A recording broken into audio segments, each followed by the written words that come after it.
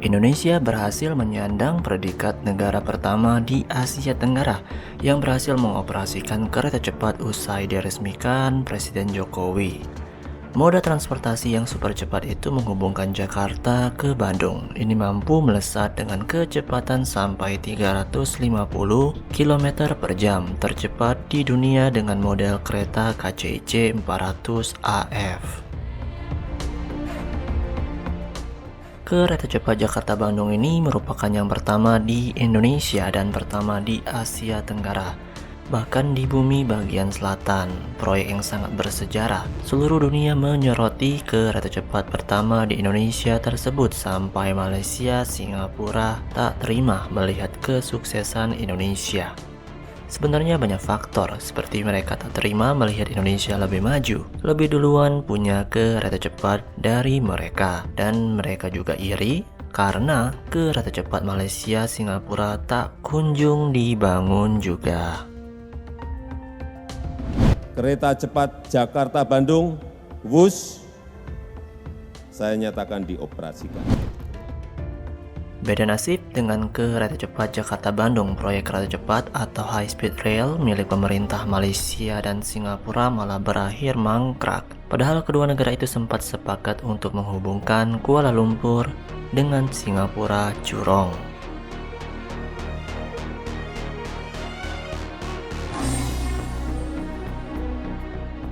The signing of the MOU signifies Malaysia and Singapore's firmest commitment to this iconic project. It is clear, very clear, that both sides are deeply committed to stay the course. Both cities benefit. There's more competition, but there's more business to be done. And it means vitality, it means a more rapid pace of progress. It's a major undertaking. It will cost quite a lot on both sides. And we have to get it right. But if we do, it will be a lasting and a strategic contribution.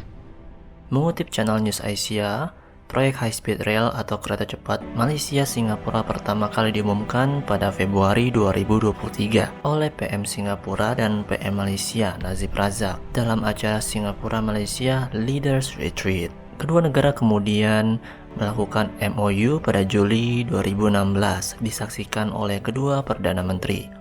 Hal ini diikuti dengan perjanjian bilateral yang mengikat secara hukum mengenai pembangunan proyek tersebut. Berdasarkan perjanjian tersebut, layanan kereta cepat ini pada awalnya diharapkan dapat beroperasi pada 2026. Dalam perjanjian tersebut juga ditetapkan kedua pemerintah masing-masing mengambil tanggung jawab untuk mengembangkan, membangun dan memelihara infrastruktur dan stasiun high speed rail di negara mereka masing-masing.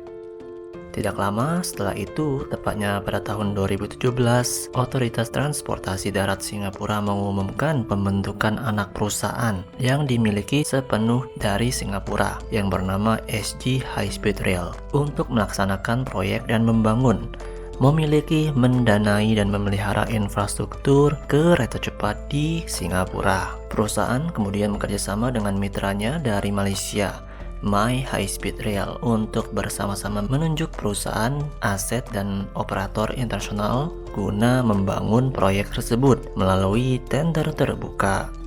Ditentukan juga bahwa proyek tersebut akan berjalan melintasi rel sepanjang 350 km dengan 8 stasiun pemberhentian, yakni Singapura, Iskandar Putri, Batu Pahat, Muar, Melaka, Seramban, Sepang, Putrajaya, dan Kuala Lumpur.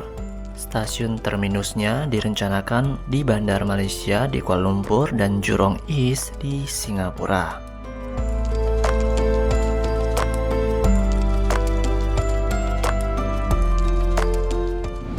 It's not beneficial. It's going to cost us a huge sum of money.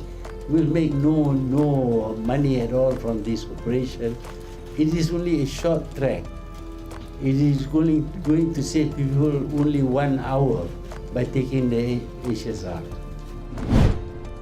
Pada tahun 2018, proyek kereta cepat Malaysia-Singapura mangkrak. Terjadi perubahan pemimpinan dalam pemerintahan usai pemilihan pemilu ke-14 di Malaysia. Saat itu koalisi Pakatan Harapan yang dipimpin oleh Mahathir Mohamad meraih kemenangan dramatis atas aliansi Barisan Nasional yang dipimpin oleh Najib. Mahathir mengatakan kepada wartawan bahwa proyek high speed rail tidak bermanfaat bagi Malaysia dan tidak akan menghasilkan uang sama sekali. Dalam sebuah wawancara dengan Financial Times, ia mengatakan proyek high speed rail akan menelan biaya sebesar 110 miliar ringgit Malaysia.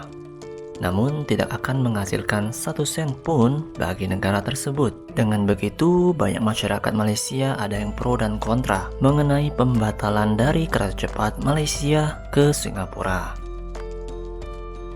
Akhirnya pada September 2018, Singapura dan Malaysia kemudian menandatangani perjanjian baru yang secara resmi menyetujui penundaan pembangunan high-speed rail hingga akhir Mei 2020.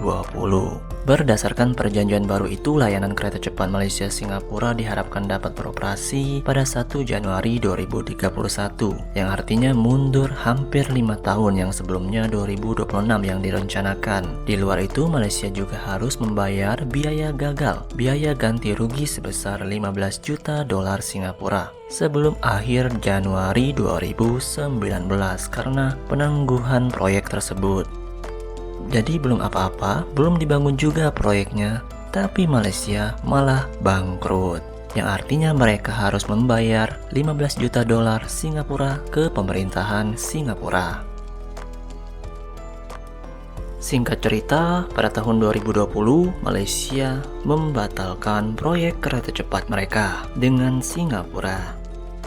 Dan hingga saat ini, melihat perkembangan Indonesia, kemajuan Indonesia, pemerintahan Malaysia, Singapura berencana untuk melanjutkan, menghidupkan kembali proyek yang bangkrak tersebut. Dan saat ini pihak MyHSR tengah mencari pihak swasta yang tertarik untuk berinvestasi dan membangun proyek tersebut.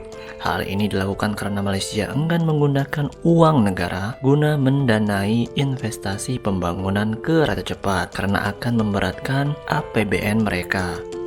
Tapi sampai sekarang belum ada perkembangan lagi. Dan secara resmi, Malaysia, Singapura tertinggal dengan Indonesia yang memiliki kereta cepat pertama di Asia Tenggara. Nah, Sobat Maju, bagaimana pendapat kalian?